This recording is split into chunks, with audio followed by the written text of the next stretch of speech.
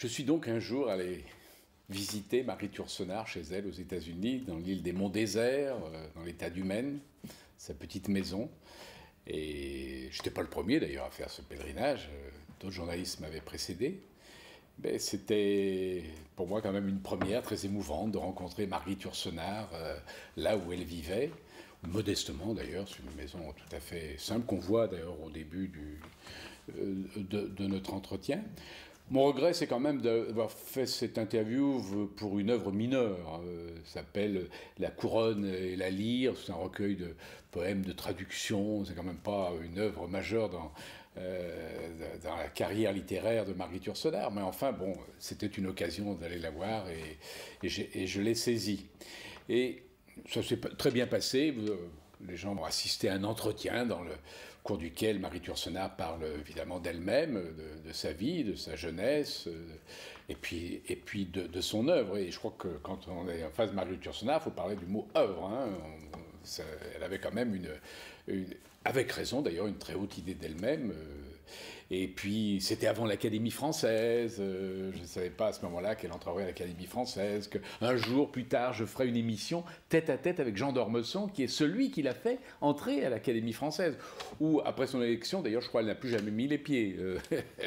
Bon, mais je profite de cette occasion pour raconter une histoire qui, pour moi, est peut-être... En tout cas, une des plus belles histoires d'amour que je connaisse. Il y avait vivait avec elle, une dame qui s'appelle Grace Frick, qui 40 ans de vie conjugale avec cette dame, qui était sa traductrice aux États-Unis.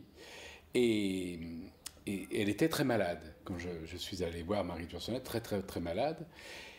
Et puis, à un moment, c'était après l'entretien, quand nous bavardions dehors, je lui ai dit, mais j'ai remarqué une chose, c'est que plus aucun de vos livres n'est paru en traduction anglaise aux États-Unis depuis une dizaine d'années.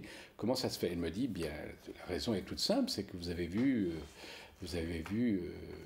m'a pas dit ma compagne, bien entendu, mais elle m'a dit Grace Frick, qui est très souffrante et donc elle ne peut plus traduire mes ouvrages.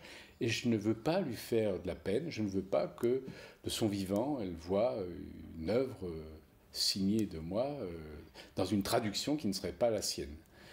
Et j'ai été très ému par ce témoignage. Et aujourd'hui, quand on me demande quelles sont les plus belles histoires d'amour que vous connaissez, je raconte toujours cette histoire. J'avais très bien préparé cet entretien. C'est-à-dire que j'avais relu Les Mémoires d'Adrien, j'avais relu L'œuvre noire, enfin bref, j'avais lu l'essentiel de Le coup de grâce, tous ces ouvrages-là. Donc je me méfiais beaucoup de Marie Yourcenar. Je ne voulais pas être seul coup qu'elle me tape sur les doigts en direct, disant mais comment elle en était tout à fait capable hein, de vous reprendre avec vertement parce que vous ne saviez pas ceci ou cela de son œuvre. Donc vraiment, j'avais préparé très très soigneusement cet entretien.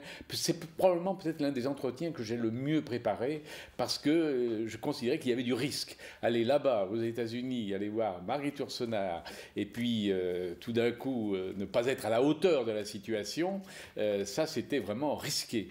Alors, il y a parfois des auteurs qui sont assez indulgents avec les journalistes et qui acceptent des questions qui ne sont pas très originales, etc. Mais je savais que Marie Yourcenar, quoique très très gentille et très accueillante, et elle avait accueilli vraiment toute l'équipe technique avec beaucoup de gentillesse, beaucoup d'amitié, mais enfin je savais qu'il ne fallait pas lui manquer, comme on disait à l'époque.